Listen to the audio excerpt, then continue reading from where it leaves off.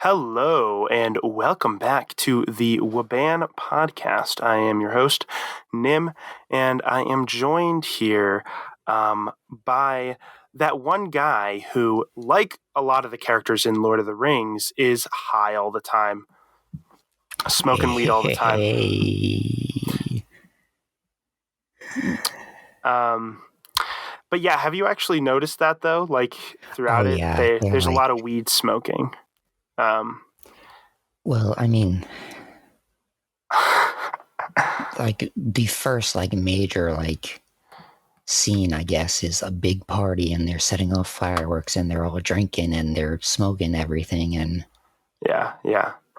Well, because they even call it weed though. Like it's not even like they're just smoking something. Like I don't know if it's the equivalent, like the same as weed in our universe. Like you smoke it obviously, but like does it have the same effects? I don't know. I'd imagine it's similar. Yeah, probably. The entire series is just so D&D to me, and if we're going off of Oh, for that, sure. then it is just like magic weed. Because Yes.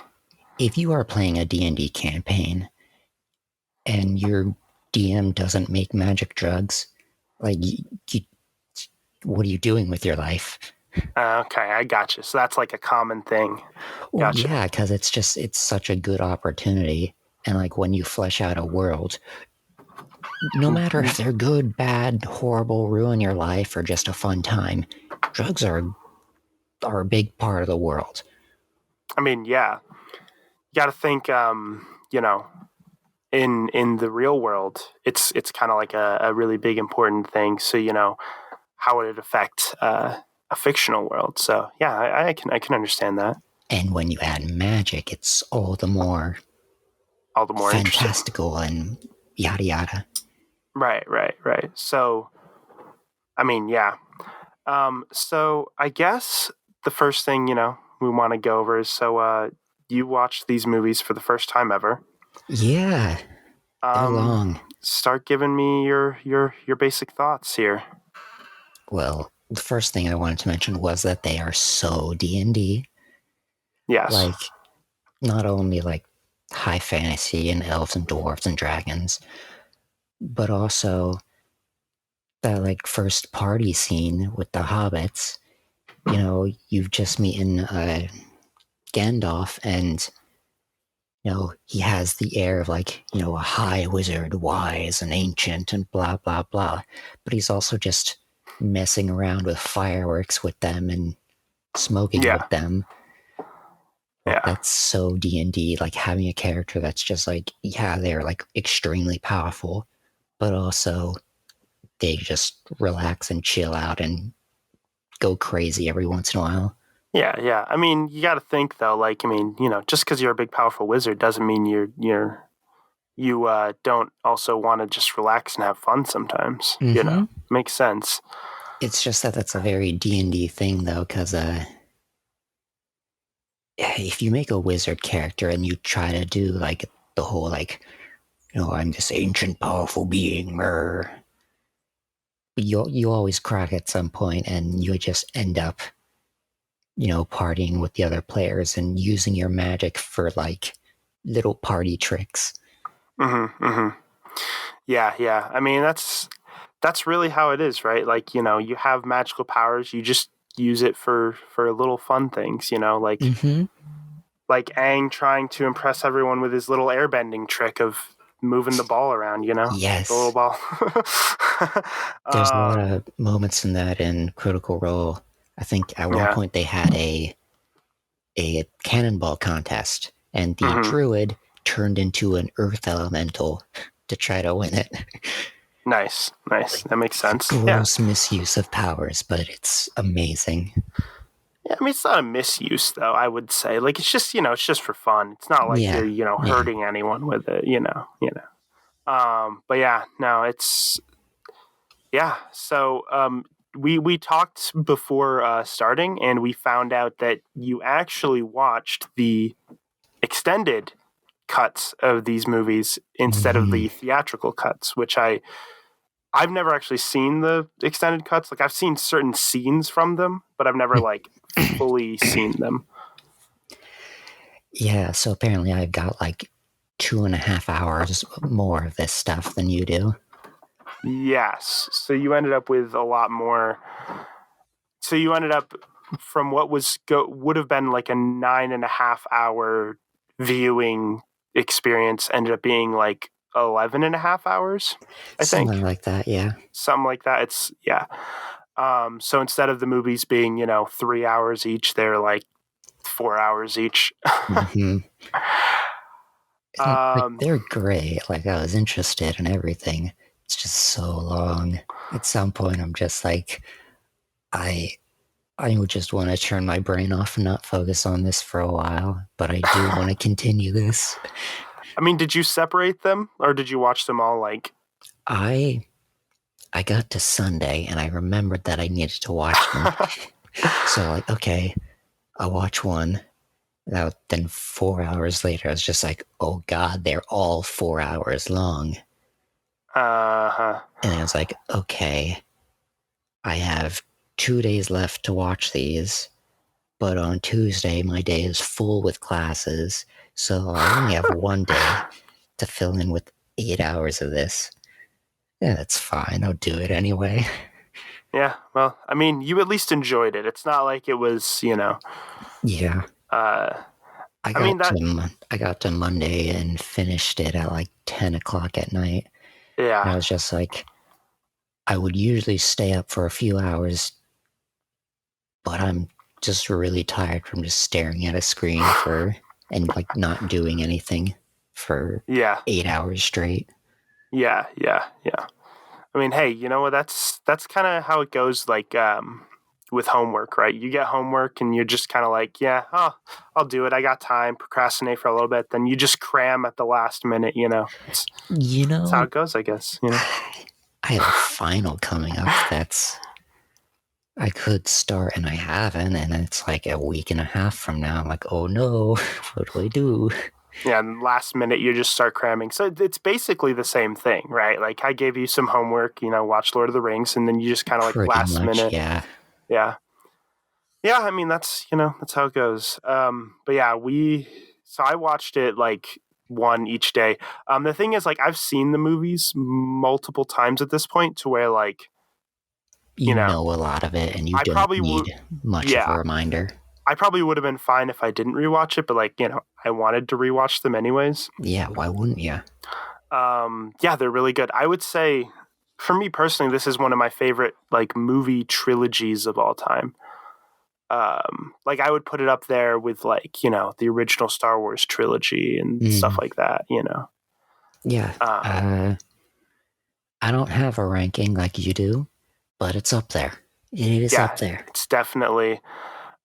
So I think one of the things with these movies that makes them unique compared to a lot of movies, the way a lot of movies are done, is all they already like they had planned on doing a trilogy from the beginning. I mean, obviously, it's based on a trilogy of books, so it makes hmm sense. Um, but they were greenlit to do all three, like at the beginning, because like a lot of times movies will be like, okay, well, you can do the first one, and we'll see how successful it is, and then we'll decide. The studio will decide if they'll let you do the next one. Um, Right. you know, Yeah, yeah. but with this one, they already had three planned. They already knew they were going to do three from the beginning, so they filmed them all together. Like they didn't film one, edit it, finish it, send it out, and then start the next one. Like they did them all filmed together as if they were filming one really big movie. And then Um, just split it up. and then split it up in the editing, and then release them one year after the I other mean, for it 3 years. shows in the movie because, Yeah, like, you stopping with like any of the movies would just feel unnatural. You don't get the end of the story at all. yeah. There's no closure for any of them except Mm-hmm. for the last one. Yeah, exactly. And like because it's all filmed like and done together at once, as if it was like one big movie. Um, it's all like tonally consistent. Like it doesn't because like sometimes you're watching like a series of movies, you watch one, and then like the sequel is like kind of feels different. Yeah, yeah.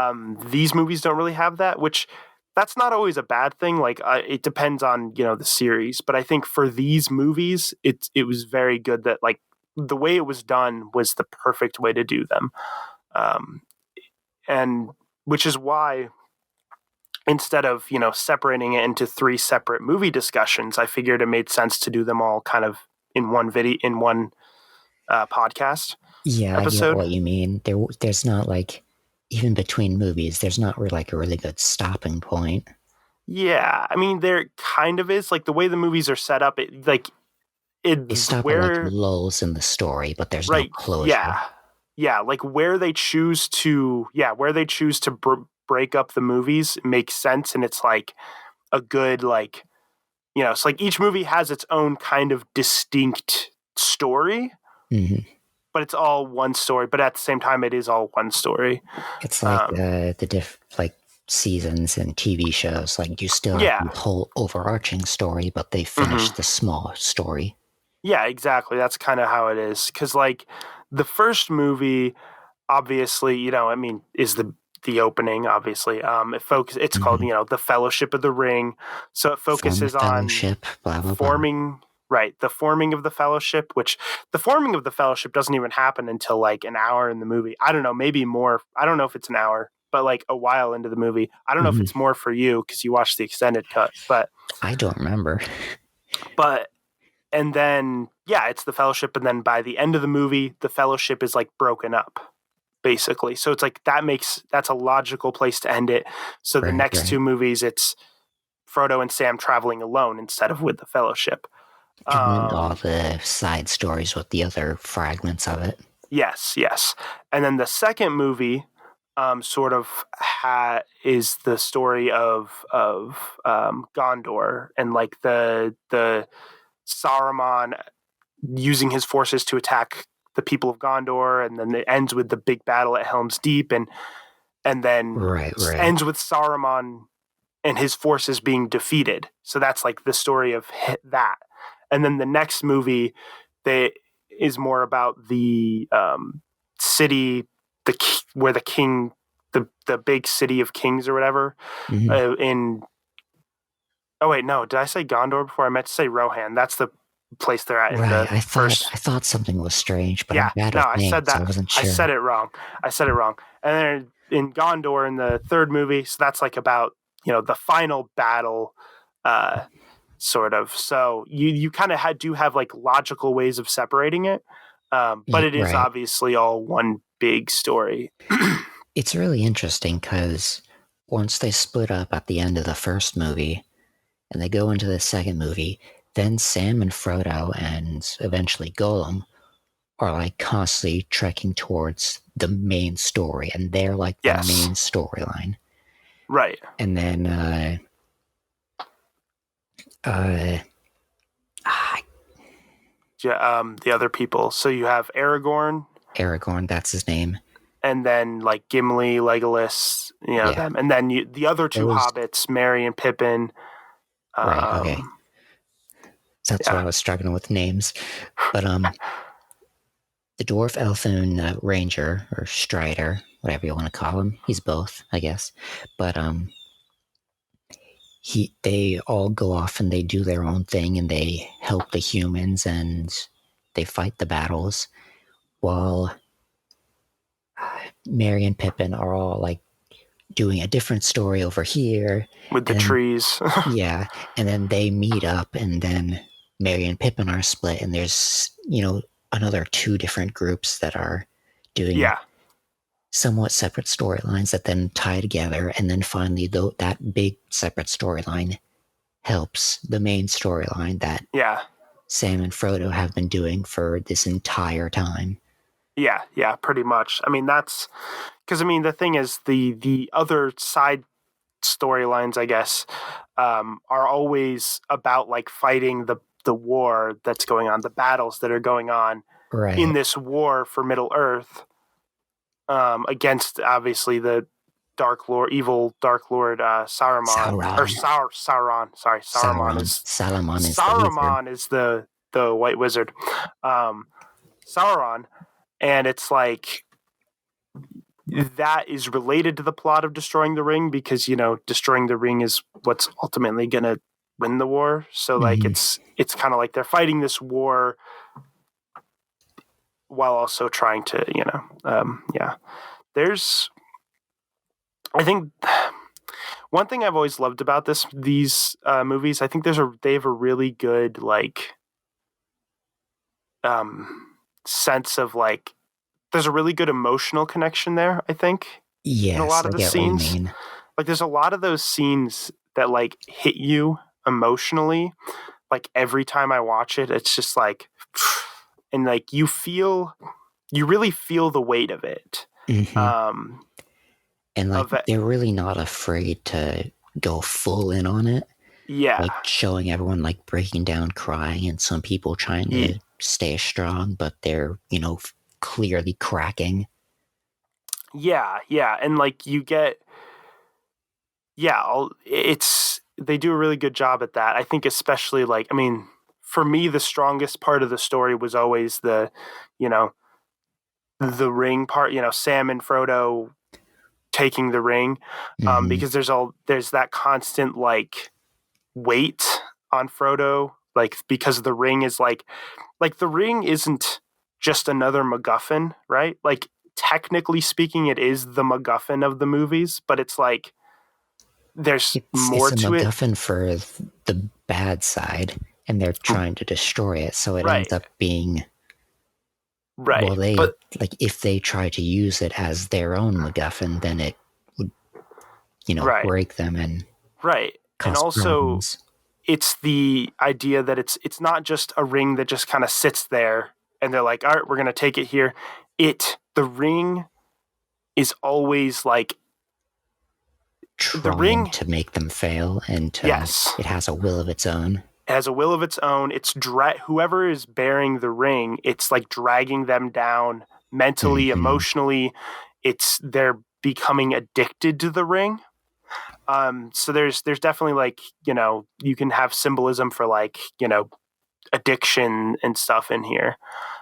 Where, because like obviously that's kind of what happened with Gollum. Gollum was addicted to it. Even like Bilbo, like remember at the end, he requested to hold the ring he's again. Like, can I hold? I just want to see it one last time. And he's like, oh, that's a shame that you don't have it anymore. He's like, oh, I lost it. But it's that addiction. Like even so long after not having it, like the addiction is still there. Same, like especially with like Gollum. Like Gollum is like the epitome of showing that. And it's sort of, you kind of get this idea that like if Frodo had the ring for long enough, he would become like Gollum. Same with Bilbo. You could see Bilbo like at the beginning.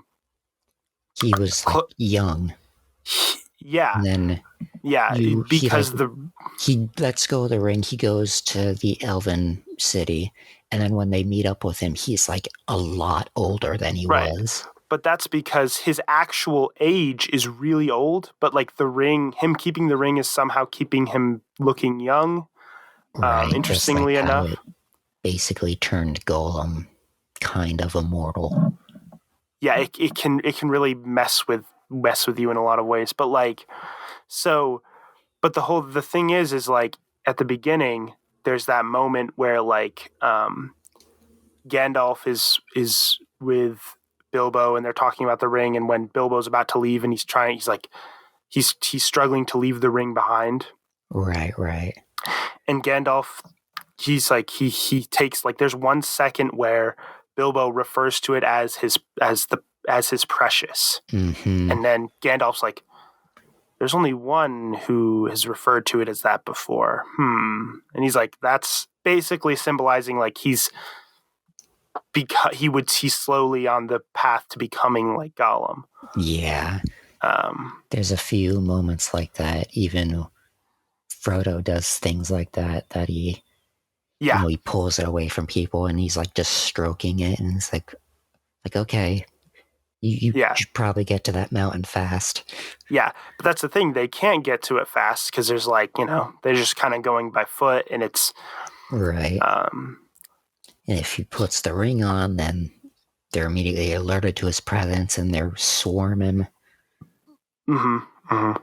And I also love the so like you can like initially you kind of have this sense that like okay Gollum's just kind of bad, they don't like it, but like you realize there's like when they bring in the dual personality of like Smeagol and Gollum, it Right. really becomes interesting because it's like the Gollum side has taken over for so long now, and then like now Smeagol has somebody else to help and protect him or whatever. He has like Frodo there, another friend, And and then there's he's like, like, there's that scene where he's like, haha, he gets the Gollum side to go away for a little mm-hmm. bit.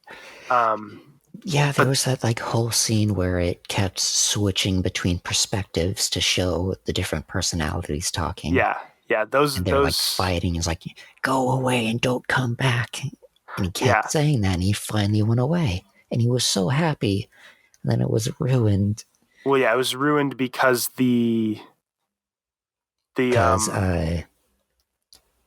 Faramir, I think was the guy, who yeah, the captured, humans were gonna kill him, and and Frodo then led him away from the sacred pond or whatever it was, right, and then but they like attacked him and tortured him for a little bit. yeah, but Smeagol viewed it as Frodo betraying him, and that Mm-hmm. caused Gollum to come back, and then yeah, it's really that's a really nice like interesting extra aspect to it. Like Or those scenes where Gollum. he's talking to himself are just really good. Mm-hmm. Okay. I do. So while I was watching this, I mentioned to you that I remember that I played the Shadow of War and Shadow of Mordor games. Yeah. And I was wondering, because you play as a ranger that was like guarding the Black Gates when like all hell broke loose. Mm-hmm. So I was wondering how it all tied in. And so I looked some stuff up and I learned some basic knowledge about the timeline that first it was The Hobbit. And I'm guessing that's the story of Bilbo Baggins, right? Yes. Yes. Okay. The Hobbit. Yeah. And then there's like a 60-year gap when I guess Bilbo goes home and he's with the ring for 60 years before Mm-hmm. the Lord of the Lord of Rings the that we were Rings. talking Yeah. about. Yes. And in those 60 years is when those two games are set. Mm-hmm. And those two games are mostly focused on Mordor, like Mordor itself. Okay. And you play as I was constantly wondering like if the ranger that you play as was like in the movie. He didn't end up being, but like I was like, is that the same ranger? But no, because the story didn't No. line up. And Yeah. Okay. but I really wanted to see that character because he's so cool. Because Mm-hmm. I think what happened, if I remember correctly, is he gets killed by that same thing that Frodo almost died of. That's the wound on his shoulder that would turn Oh him yeah. into a wraith, Yes. and he died from that.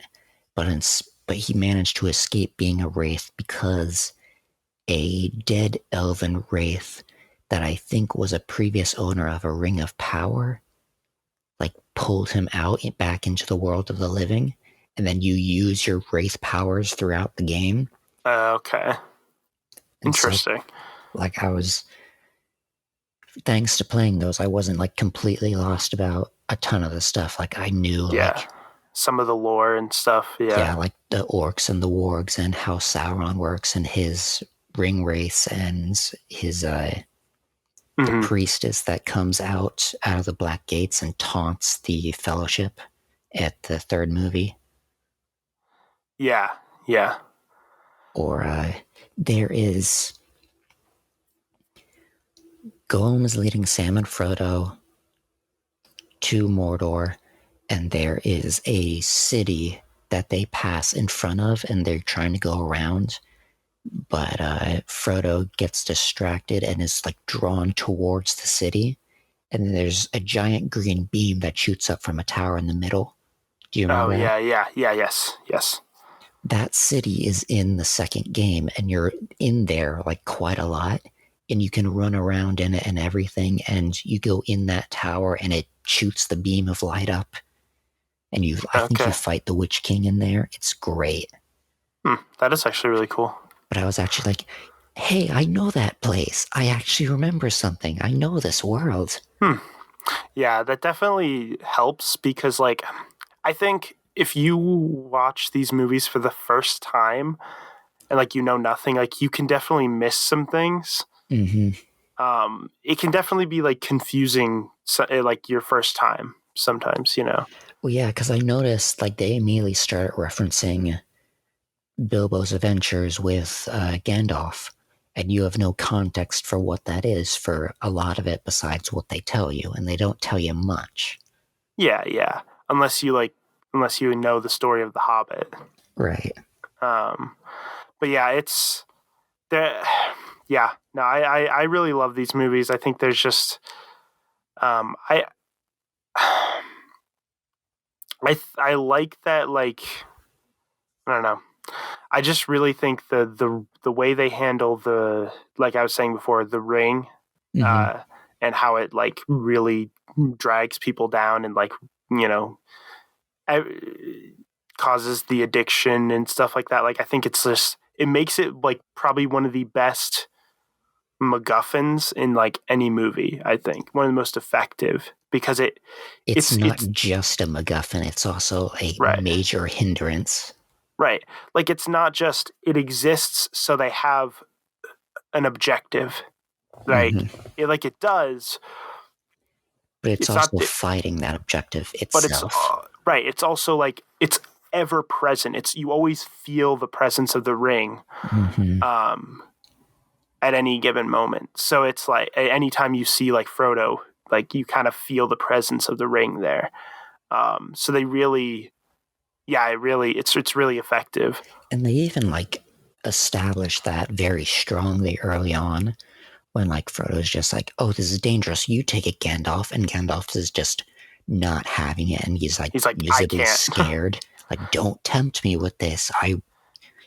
Because, like, if I don't want take to. it, yeah, because I mean, like, the reason, and that makes it like makes sense why, like, some, you know, lowly hobbit from the Shire has to take it. I did think of that. Yeah. Cause like, he doesn't really want to be powerful. He's happy with his Yeah, just simple life. right. Because And that's in his nature. it's it's it's it's established that, like, the hobbits can resist the power of the ring more than, like, men, more than, like, the other beings can, Mm-hmm. which is why, you know, um, because Why if you Bilbo had it notice, for 60 years and he was right, almost completely fine. almost, but, like, you notice, because, like, in the first movie, closer to the end, there's Boromir is, like, almost tries to take the ring from Frodo, but then, like, Right. after Frodo gets away and he, like, and then he like falls down and he takes a second to think and he's like, oh my gosh, what was I doing, Mm-hmm. what have I done, Frodo, I'm sorry. Like, which is why Frodo leaves the the fellowship, because he doesn't feel like, you know, he can trust being around everybody with the ring anymore. Right. And which is Because why and he yeah, and Aragorn realizes this, and Aragorn's like, yeah, you're right, you probably need to, like, go on your own. mm-hmm. um but he It was going to go also, on his own, but Sam went with him, so yep. And that also sets up later when Gollum turns Frodo against Sam because he mhm. uses that. He's like, he's gonna ask for it later, and when he does, he's like, oh, it's also affecting Sam. I can't be with Sam anymore, but it was all a trap. Yeah, it was all a trap. Yeah, exactly. And there's just a lot of these little things that I love, with how it's everything's just everything. Although there's so many things going on, like so many pieces to it, but they all fit together really well. Mm-hmm. So So like by the end, it's just a really nice, satisfying ending. Even if the end is like, really long. It's pretty long. I remember like past 10 o'clock at night, and I'm like tired from watching you're movies like, for 8 oh, hours. the I'm ring just was like, destroyed. It's going to end soon. it's 20 like minutes 30. later. Yeah. Oh, okay. I mean, which I'm fine with that because like some Yeah, people it complain like about allowed that. it to wrap everything up nicely. Yeah, because like for like such a big story, long story, it makes sense for it to kind of like need some time to settle for a little bit. Right. Um, and like you get some pretty decent scenes there. Like I love the scene where Aragorn is being crowned king, Mm-hmm. um, and Everyone ev- bows to the everyone hobbits. bows. Everyone's bowing to him, and the hobbits are bowing. And then he's like, You bow to no one. he has like this confused look on his face as he's looking at him. He's like, "What? Come on, guys!" He's like, "You bow to no one," and then everybody bows to them. That's like Mm-hmm. one of my favorite scenes because it's like all this time like they're just little hobbits, like nobody, like the whole like theme is like that, like nobody pays attention to hobbits, like they're just little hobbits. They live in the Shire, live their lives over there, Mm-hmm. whatever, we don't care about them, nobody pays attention to them, but now they're like, you know what I mean, They're the like, saviors. They yeah, allowed them to achieve victory in this, to yeah, defeat the Dark exactly. Lord. Mm-hmm. I also really love the they're all back at their back at the Shire, and they sit down, they're having a drink, and then Sam looks past them all at the girl he said he wanted to marry, Mm-hmm. and he puts down his drink and he gets up and he walks away. He's just like, yeah, that's my boy. Yeah, he's like, you know what, after everything I went through, like I can handle this. It's like, Mm-hmm. And it's such a big contrast from the beginning where Frodo says to Sam, she knows an idiot when she sees one. It's like saying it to comfort him that she won't like fall for whoever flirts with her. And he just goes, she does? Like really worried. I yeah, found that very funny. yeah, no, it definitely makes like the development, because like the thing is like Sam sort of really goes through a lot of development here. Like he Oh becomes a yeah. really, really like strong individual. Like he's probably my favorite character. Um, like you just, because like by like, and then you have those like really strong moments like at the closer to the end where he's like, I can't carry the ring, but I can I carry carry you. you. I can't carry the for you, Ah, but that's like I love that one of the so best much. moments.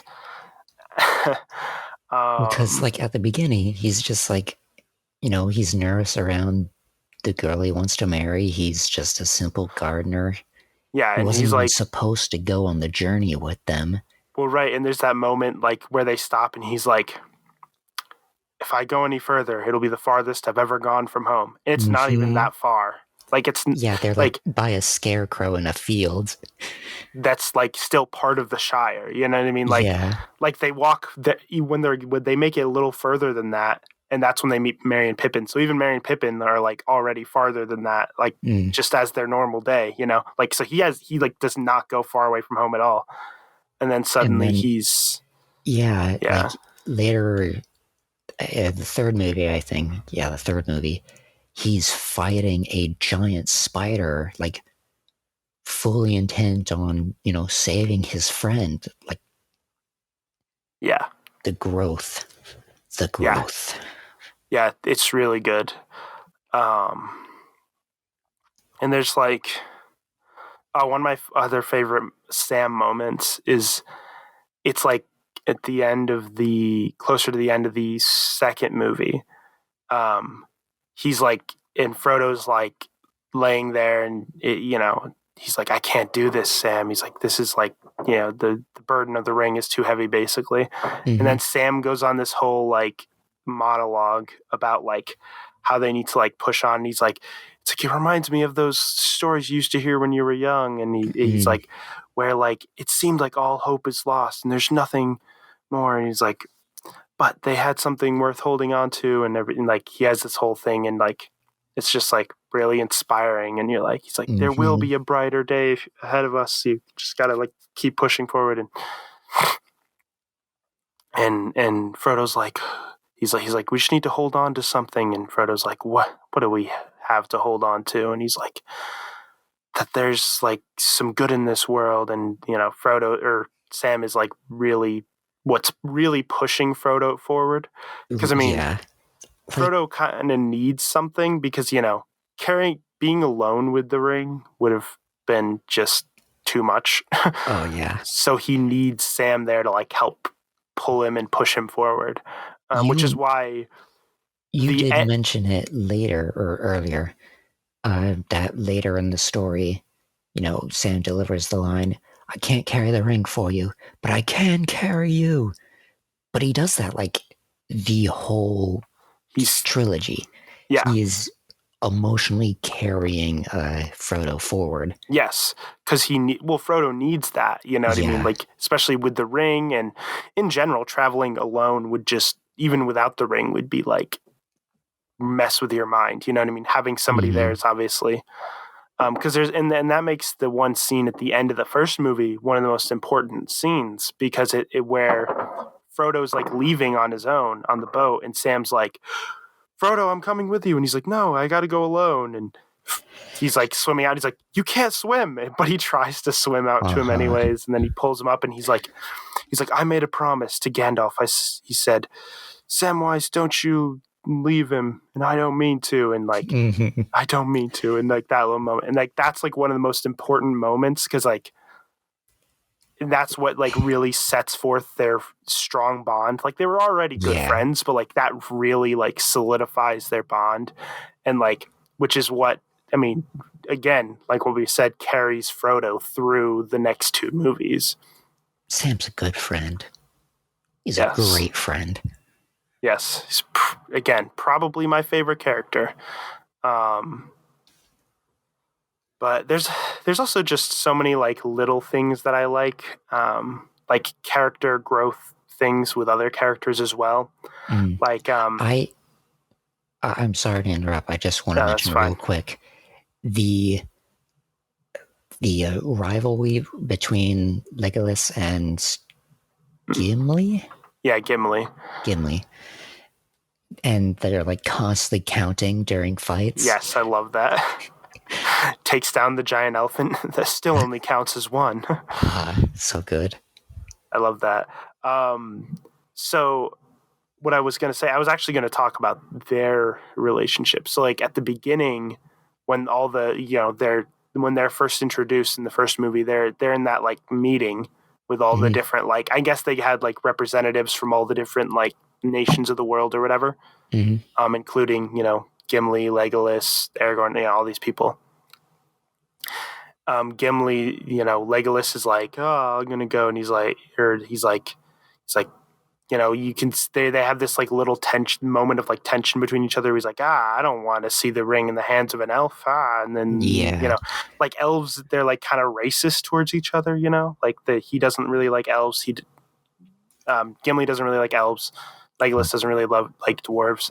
But then you see them like, they become like really close friends throughout it, And by the end, there's the I never thought I'd die fighting by side with an elf. He's like, fighting by side with a friend. I can do that. Yeah, I love that. That moment is really good too. After watching these movies, I finally get all the memes. Yes. Yeah, like they're taking the hobbits to Isengard and all that good stuff. The beacons are lit. Gondor calls for aid. Yes, that was a good scene too. Yeah, where you just see it lighting up across all the fields and mountains. Yep. Yeah, because he had to sneak to light it, because the frickin' steward of Gondor, was it? Yeah, the steward, not Gondor, the steward of. No, it was Gondor. Oh no, it is. Yeah, Yeah, I get the names confused sometimes. right, because there's the There's one just a major lot. city with the battle, and there's the other major city with an even majorer battle. Yes, yes. He like lights, yeah, because the steward, because there's no king at the moment because the rightful king is like refusing to be the king. He's off being a ranger basically. Mm-hmm. For the past however many years. So the steward is just kind of in charge, and he's kind of a dick, So he was like he wasn't going to send for aid, even though Yeah, and then they he tries to obviously burn needed his it. own son alive Yeah, with himself. yeah, he's a little insane. Well, yeah, because he has the two sons. The first one was the one who died at the end of the first movie, Boromir, Mm-hmm. and then his other son, Faramir. And there's that scene where he's like, Faramir's like, "Oh, I bet she's like, I know you probably wish that I had died instead of Boromir," and he's like, "Yes." He just straight up admits it. Yes, I wish you had Yeah, died instead of my other son. Like, I like my other son better than you. Just straight up. they really like go all in on him just being a shithead. Like And then which when he asked, was it Mary or Pippin that he asked to sing for him, and he's yeah, just like, Pippin. yeah, Yeah, and he's just like eating and all like they really zoom in on him eating all this stuff but it's disgustingly. but it's done. But it's cool because that scene is intercut with the scene of his son riding off to what is assumedly like his death, Mm-hmm. because he commanded his son to go out and take back the town that was overrun by orcs. He's Right. like, oh, that's basically suicide, but he did it because he wanted to, you know, he wanted to make his father happy. Yeah, make it He gain wanted his approval. he wanted the approval of his father, which, as we've learned from talking about, one of the other things we've been talking about, Avatar. yes, constantly getting the approval of your father is not always Yeah, the best thing. If maybe he's a don't. dick, if your father's a dick, then yeah. Yeah. Um, This also brings up, you mentioned the orcs, which I almost forgot to mention this. The way they are portrayed is great, mm-hmm. especially like how like disorganized and like combative even to each other they are. Like Yes, every advance they make, they are pushing each other around, throwing themselves off ledges. It is, I love it. yeah. And the costumes, like the makeup and costumes for the orcs, it's just perfect. It's so Mm-hmm. good. Um, so I don't know if you knew this, but the third movie um, has the record for the most Oscars won by one movie. Oh, So it won 11 Oscars, um, which I can actually look this up here. Um, which Oscars did Return of the King win? And you could see, like, so yeah, it's 11 of them. It won, uh, including Best Picture, which is like, that's the big category right, of course.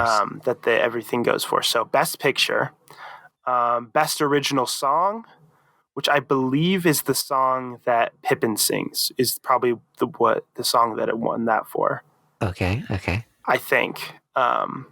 Best visual effects, which, I mean, obviously that's it's one of those movies where it's like it's going to win best visual effects, like Yeah, for there that was a year. lot of like very like intense grand things going on. I did Yeah, notice a few like I think the trolls every once in a while when they popped up, they seemed a little flat, but it was like still awesome.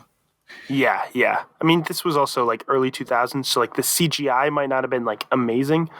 On Gollum, Well, it was yeah. actually really good, but Oh yeah. that God, was like great. a motion capture. So yeah, and then it also got best original score, which, I mean, yeah, the music is really good.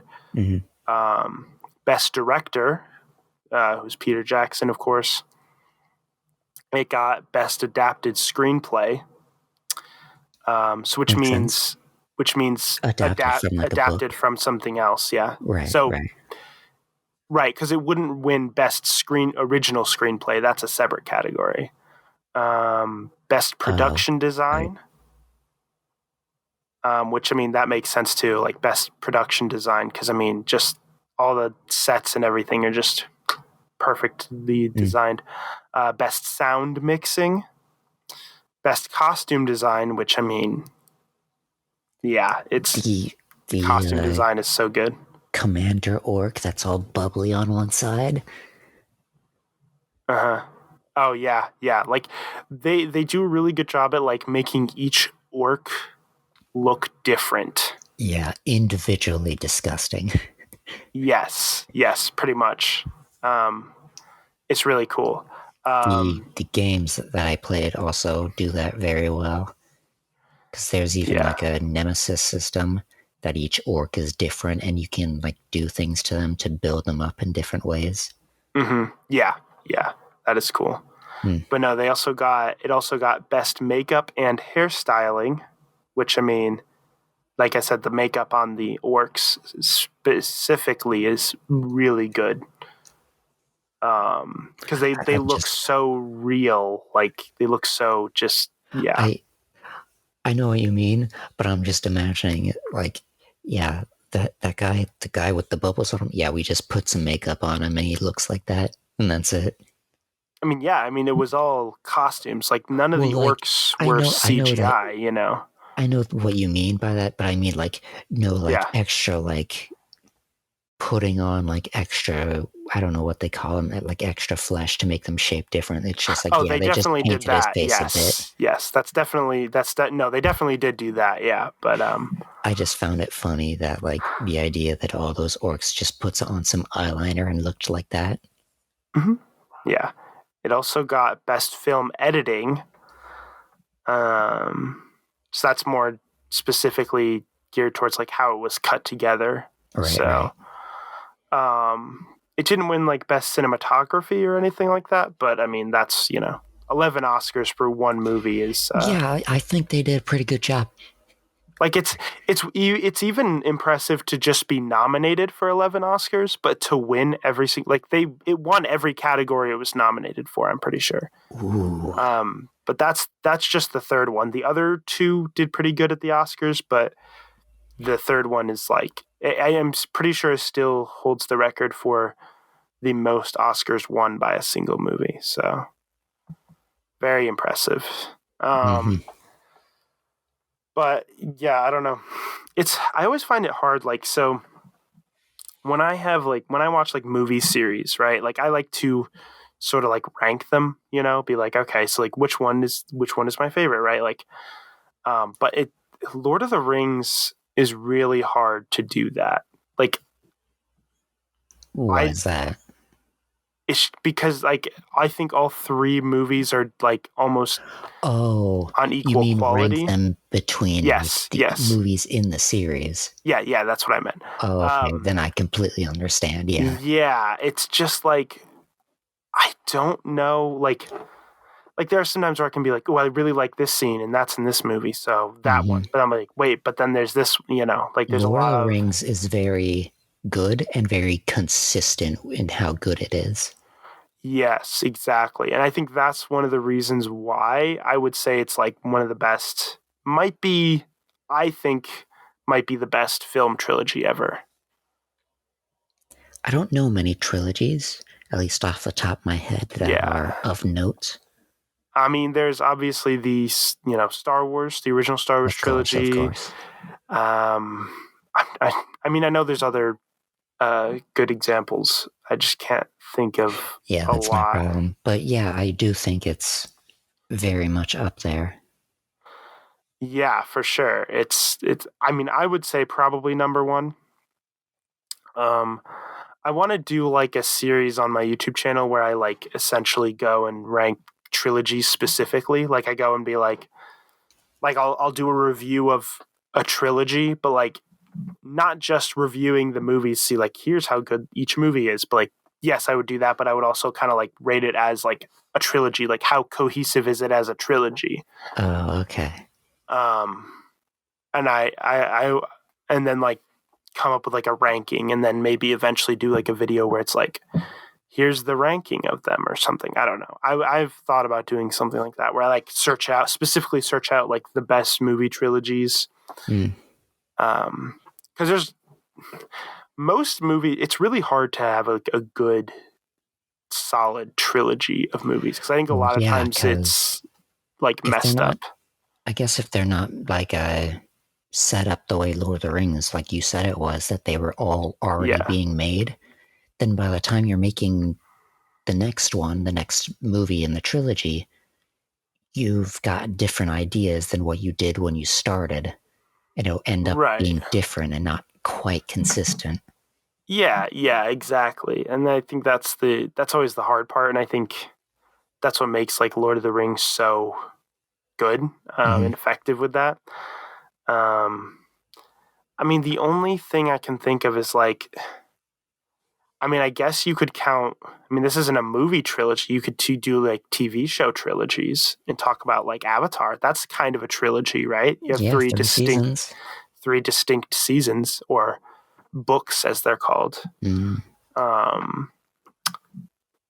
Which, was going to be a trilogy of movies, but, we all know how that turned out. We already talked about that, so, no need to get into that. Yeah, let's just wipe that from our memory. Now, I like to remember that movie because it makes me laugh when I think about it. Like, just how, like, it's a rare example of like because like you can watch movies that are like, this movie's not very good, I don't like this movie, but like this is one where it's like a rare example of a movie where like every decision is just wrong, like it's just bafflingly bad for a movie that is like such a huge budget. Like it had $150 million budget apparently. Like it was just it is like a 30 hit combo of just failure. Yes. And it's not even just bad from a adaptation perspective of like, oh, it's just a worse, it's not as, it's not a good adaptation of the show. It's just bad even beyond that as like on its own. But anyways, we don't need to talk about that because that's not. But yeah, any flashbacks. Yeah. Any other like main thoughts on Lord of the Rings? I only have one major complaint, of course, besides being a bit too long to stay fully engaged through, like, consistently. Because I played those two games, I was constantly looking for tie-ins, but I couldn't find any. There might be some, and there's definitely, like, it's the same world, so there's stuff like that, but I never saw any, like, familiar characters or anything like that. Yeah. I mean, I guess I feel like that's less the movie's fault, because I'm sure the game, it's like the game is based on the movies rather than like the other way around. The game is actually based off the books. I don't think there is a movie for that. So did the game come out before the movies or after?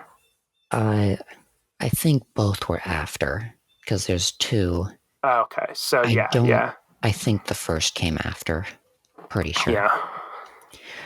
But because the end of the second game, you establish that your main character, like, takes it upon himself to keep the orcs in Mordor as, like, this single guy who, like, granted, he creates an army by corrupting Sauron's orcs to his side, and he commands them, and he basically just takes it on himself for, like, the next, I don't know exactly when it's set, but potentially 60 years to keep the orcs in Mordor.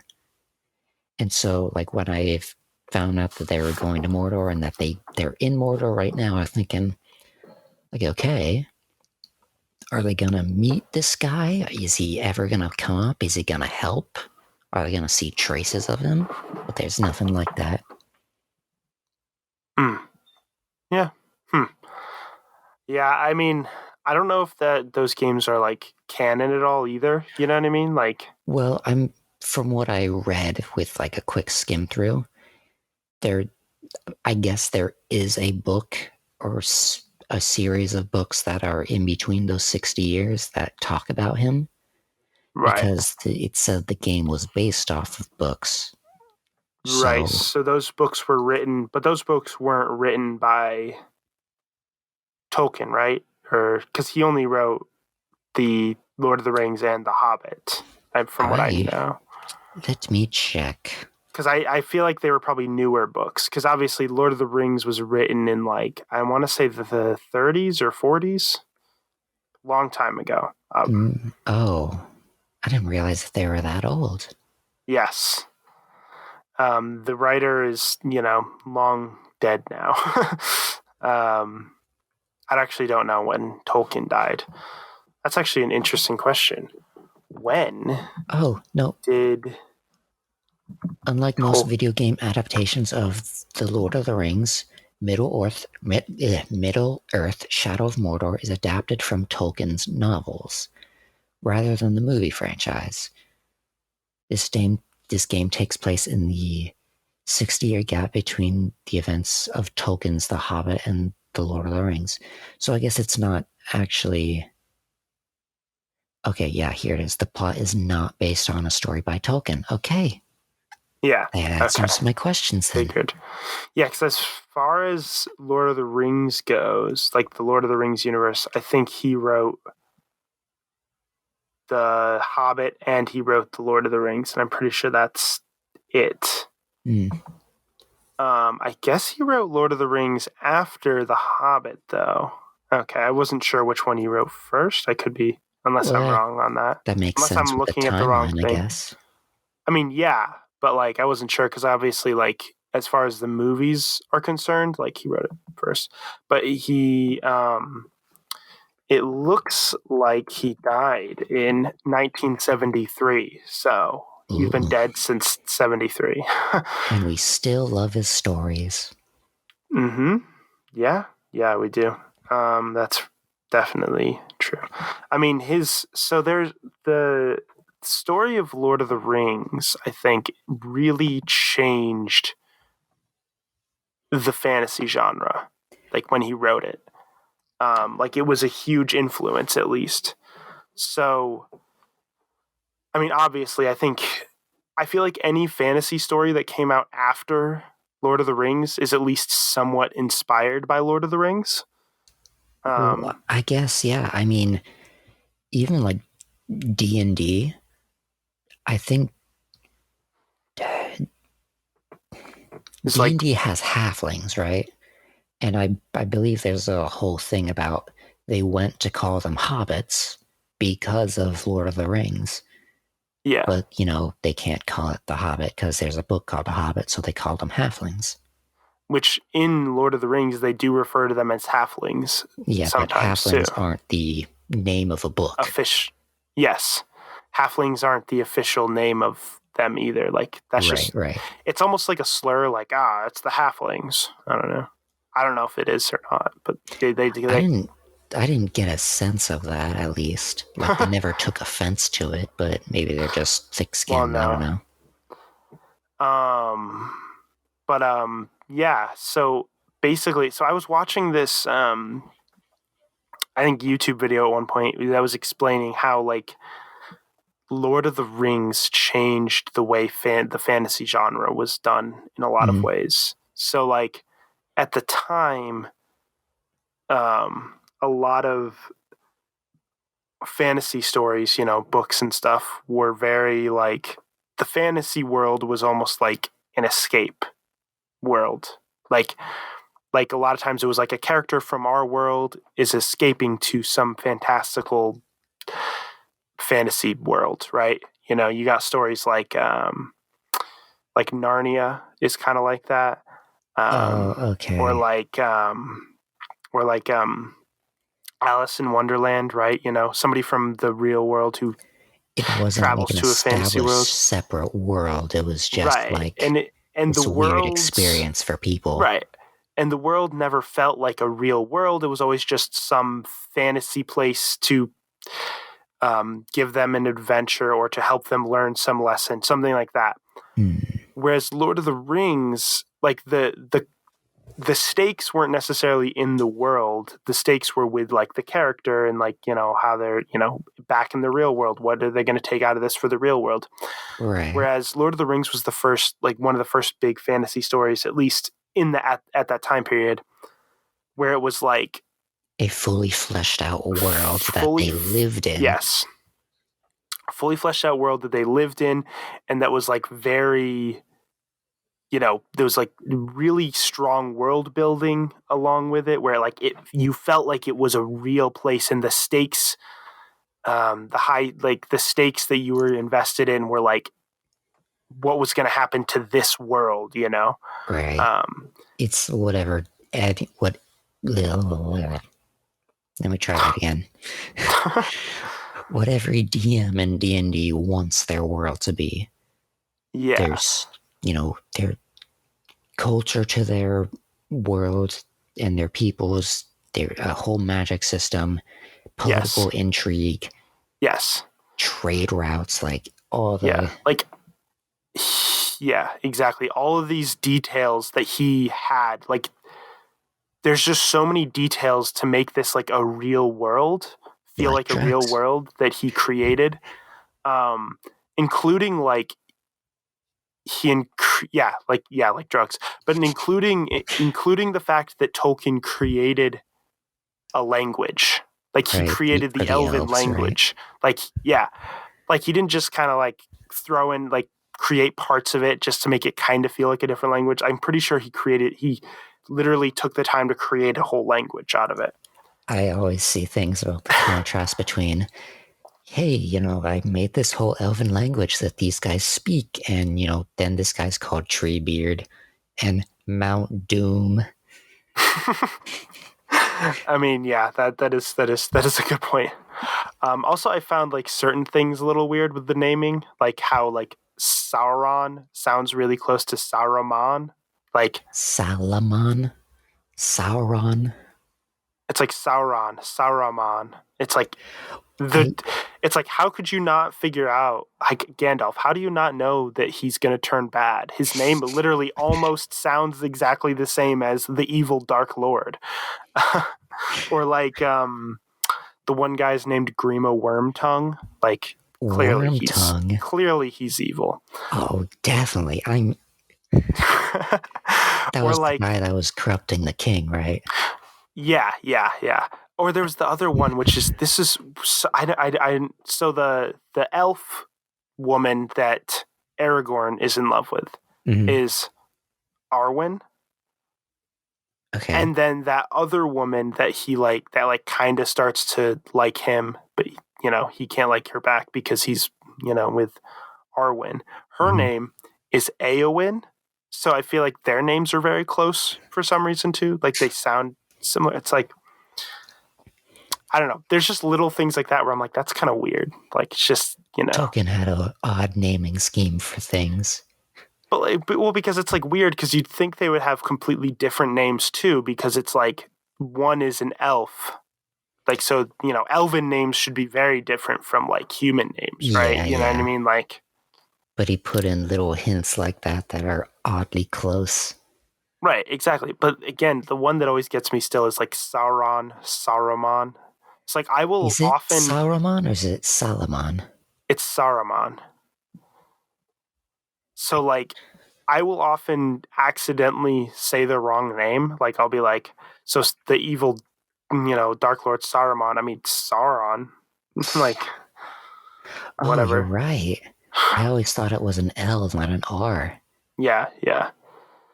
So you just add a couple, like literally, you take the name Sauron, add like a couple letters, and then you got Saruman. It's um, weird. yeah, I always just found those little things just a little weird. It's like okay, I mean, it's not like an issue or anything. It's just like Yeah, all right. I guess he liked to leave little breadcrumbs in his stories. Like maybe you can figure out that this guy's actually bad before it's revealed in the story based on the fact that his name is very close to the evil guy. Mm-hmm. um, yeah, but yeah. anyways, yeah, some great movies. Um, I mean, you got the full experience too. You got the extended cut. Yeah, So and we didn't hit anything that was like different when we were talking about it, so I guess that's no, good. no, I think it's like little things. So like for example, here's an example of a difference. So the scene. I don't know a lot of all the differences. Obviously, like I haven't seen them. I've seen like certain scenes, but Right, right. so there's a scene at the beginning of the third movie Mhm. where you see the death of Saruman, right? Right, he falls off the tower and gets skewered. Yeah, that's not in the theatrical cut. Like Oh, in the theatrical cut, he doesn't appear at all in the third movie. oh. Basically, they go up to like his tower in Isengard, and they're like, he's trapped in his tower. Like after the battle, all of his forces are destroyed. Mm-hmm. And they're like, he's trapped in the tower, and he's like, and then they're like, should we kill him? Like, what should we do? And Gandalf's like, no, just leave him there. He's like, he has no power anymore. Like, so I guess like Saruman like lost his power somehow. Like, I guess, and then he's just like, just leave him there, and then that's pretty much it. Yeah, and the one that I watched, he and Wormtongue, as you called him, appeared at the top of the tower and they started talking from up there until Yeah, finally, Wormtongue stabs him, right, and then he falls down and lands on a gets spike. skewered. Yeah, it is And then kind of the wheel just slowly turns and he's slowly submerged. Yeah, that is that. Yeah, I kind of wish that was in the theatrical cut. I feel like that's like a good little scene, but that's Yeah, fine. it's definitely a good bit better than just leave the evil, resourceful guy in his tower to Yeah, but I do something guess evil later. what they were implying, what they were saying is that he doesn't have any of his power anymore, which I think, from what I can gather, is because Gandalf is essentially replacing him because he was like Saruman obviously was the white wizard, who's Mm-hmm. like the most powerful wizard in the world, I think. And like Gandalf is the gray wizard who's not as powerful as the white wizard, but is still powerful. And then But like the universe was like essentially like, yo, the white wizard is like evil now. We gotta Yeah, fix this. got to You, fix this. Hey, you're replacing him. You're the white wizard now. And then he like just doesn't have power anymore, I guess. can we talk about how badass is Gandalf to fight a Balrog alone? Oh my Like, gosh. like in D&D, Balrogs are like huge. Yeah. Like they're not something you fight alone. They're like dragon level stuff. Yes. It's well, I love how like the in the first movie, like you see him fall. That's all you see, right? You're like, Mm-hmm. oh no, he's probably dead, right? That's you just kind of assume he's dead, right? And like first time I ever saw the movie, I thought he was dead, until obviously it's revealed in the next movie that he didn't. But like the next movie opens with that scene again, showing that scene, but then Mm-hmm. it shifts the perspective. Now you're suddenly following him falling, and he just grabs the sword as he's falling, and just like Drives it through him. just starts fighting him. It's yeah, no, I love that. It's like what a way to open the movie. My brain, the line, fly, you fools. My brain was always just like, oh, he's gonna cast fly and fly away out of the pit. Well, because And I'm wait, it's that doesn't make any sense. That's not how I, like, none of the parts of these movies that I do know are consistent with that. yeah. So it's interesting though because like when you're watching the first movie, it's kind of weird because so he's there. The Balrog falls down. Mm-hmm. He's Gandalf's standing there. He's about to like walk away, and then all of a sudden the Balrog's like whip like Mm-hmm. comes up, grabs him, and pulls him off. But then he grabs onto the ledge, and he's there holding onto the ledge, and it looks like you're like he could probably pull himself up, but I then he mean, doesn't, and you're like, that's weird. But then you get the next movie, you're like, maybe he purposefully didn't pull himself up because he was going down to fight the Balrog. So I don't know. Maybe. It's hard to tell with Gandalf because on one hand he is an old man and he's might be somewhat frail. On the other hand, you have seen him fully fight with a sword against like armies. I mean, that's the thing. Like, yeah, he's fully capable, like in battle and stuff. Like he's a tough guy for how old he is. Like, yeah. So I don't know. I've always found that like interesting because that's why like everybody points out when they watch that. They're like, couldn't he like pull himself up? Like he just kind of like lets himself fall on purpose almost. Like, yeah, it is rather weird. But yeah, maybe he did do it on purpose to fight it, I guess. But yeah. Any other thoughts on the movies? I suppose not. Yeah, Okay. nah, I'm good. Yeah, we're at a good stopping point, anyways, in terms of the length. But yeah, I mean, there's definitely a lot more you could get into with these movies, but I think we had a pretty good discussion. So you're definitely glad you saw them, correct? Yes, definitely. All right. I think I wanted to see them for a while, but it was just like I don't want to invest in that time. Chance. Yeah, it is a pretty big time commitment. Yeah. Like I figured out watching all three of these movies is essentially the equivalent to watching an entire season of Avatar. Because an entire season of Avatar, I believe if my calculations are correct, yes, is probably close to 10 hours. I mean, or slightly less, I guess. 20 times, I don't know. 20-ish minutes times 20 episodes. So possibly less than 10 hours. But it's around close enough. Yeah, whatever. Whatever it actually is. But yeah. So do you want to at least start thinking about what movie to do next in 2 weeks? Right. So do you have any suggestions? I mean, every once in a while a movie will pop into my head, but nothing that I really because I still have some on the list here. So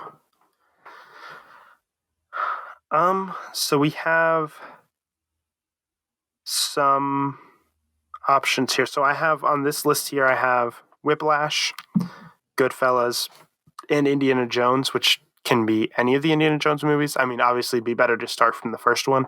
Those we don't have to do like all at once like we did with Lord of the Rings, just because each movie is like a different story. So right, you can kind of do it differently. So those are the options. And then I have the list of bad movies. That being The Room, Star Wars Holiday Special, Troll 2. I also put the B movie on there, as I had mentioned before. So there's some of the options. I vaguely remember in high school watching a little bit of I think it's called Good Burger. Oh, I don't remember what it's about at all. Yeah, because all I remember from it is, "Welcome to Good Burger, home of the Good Burger. May I take your order?" Yeah, I just threw that on the list of the bad movies because I've seen it before. I don't really want to watch it, to be honest. I wasn't. It was just that it was something that keeps popping up into my head, and what is this again? I don't remember. I remember it being really like painful to watch. I just remember like the main character was either really stupid or high all the time. Yeah, he was nothing made quite the right amount of sense. Yes. Yeah, I vaguely remember it a little bit. I watched it when I was younger. It's not good. I don't know. So Are you thinking good or bad movie? I guess that is the question. What about a comedy? A comedy.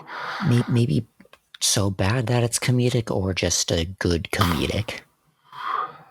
I'm trying to think of like a good comedy to do. See, I feel like the only thing was like with like a comedy movie is I feel like there's not a lot to talk about a lot of times. You know what I mean? Yes, you're right. Yeah. It's kind of like, oh, yeah, it was funny. Yeah. Oh, it was funny when this happened. It was funny when like, you know what I mean? It's like, oh, you never watched, I think back when we worked together, we talked about this. You never watched any like the Monty Python movies, have you?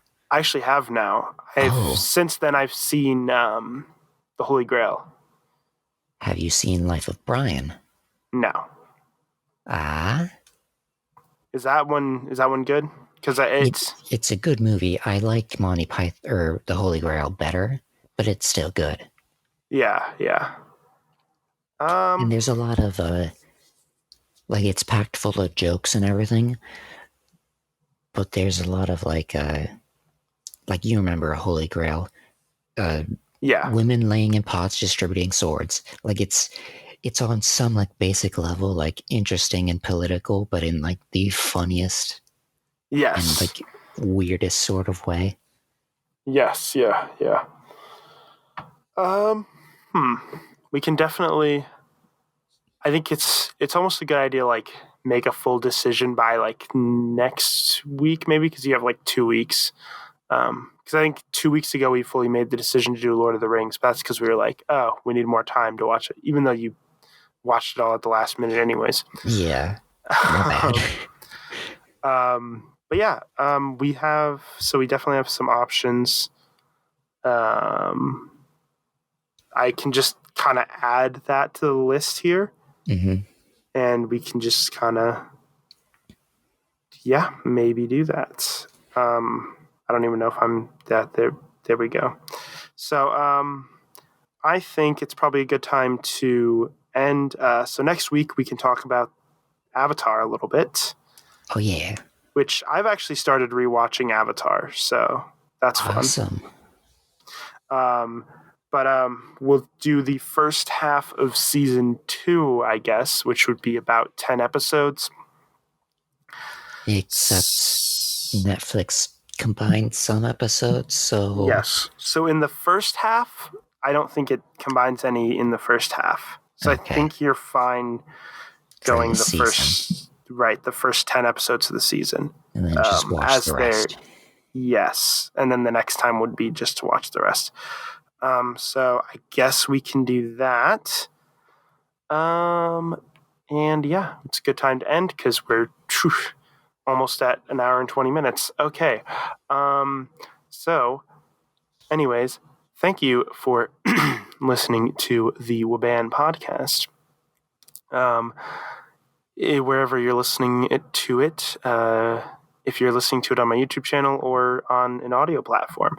So you can listen to it on my YouTube channel, which is Nim TV, NIMTV on YouTube. And you can also listen to it on multiple audio platforms, including Anchor.